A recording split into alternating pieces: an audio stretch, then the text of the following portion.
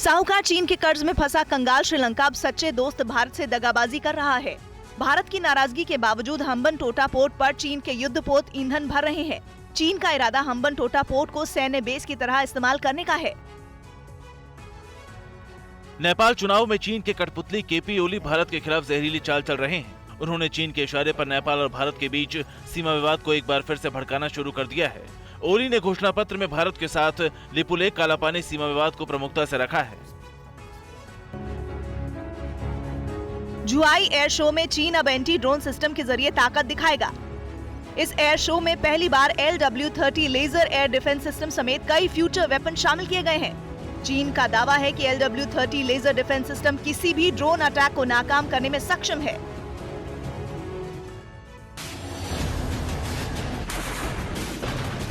Taiwan straight से लेकर south China सी तक चीन एक बार फिर जंगी तैयारियों में जुटा है। PLA की वॉर ट्रेनिंग का लेटेस्ट वीडियो सामने आया है। तस्वीरों में चीन के सैनिक डमी हमलों की प्रैक्टिस करते दिखाई दिए।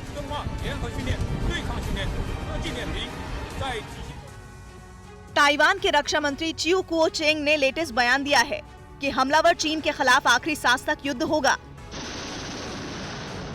कब्जाधारी चीन के सामने ताइवान कभी सरेंडर नहीं करेगा। चीन को संभावित युद्ध से बर्बादी के अलावा कुछ हासिल नहीं होगा। DRDO प्रमुख डॉक्टर S कामत ने BMD डिफेंस सिस्टम को बैलिस्टिक मिसाइलों के खिलाफ गेम चेंजर बताया है। BMD सिस्टम चीन पाकिस्तान की 5000 किलोमीटर रेंज तक किसी भी मिसाइल को इंटरसेप्टर के जरिए मार गिराएगा। 2025 तक सभी परीक्षण पूरे होने के बाद BMD सिस्टम से न्यूक्लियर अटैक भी नाकाम किए जा सकेंगे। अमेरिका के rear admiral Michael L baker ने LAC विवाद को बेहद गंभीर मुद्दा बताया। उन्होंने कहा कि LAC पर भारत की चिंता को नजरअंदाज करना भूल होगी। चीन की दादागिरी के खिलाफ भारत और अमेरिका लगातार मिलकर काम कर रहे हैं। LAC पर चीन की घुसपैठ का काउंटर करने के लिए अब ITBP के जवानों को इजराइल की मार्शल आर्ट और जापानी आइकिडो के गुण सिखाए जाएंगे। नए ट्रेनिंग मॉड्यूल में 20 नई तकनीकें जोड़ी गई हैं। ट्रेनिंग पूरी होने के बाद ITBP के जवान PLA के सैनिकों को बिना हथियारों के भी धूल चटा देंगे।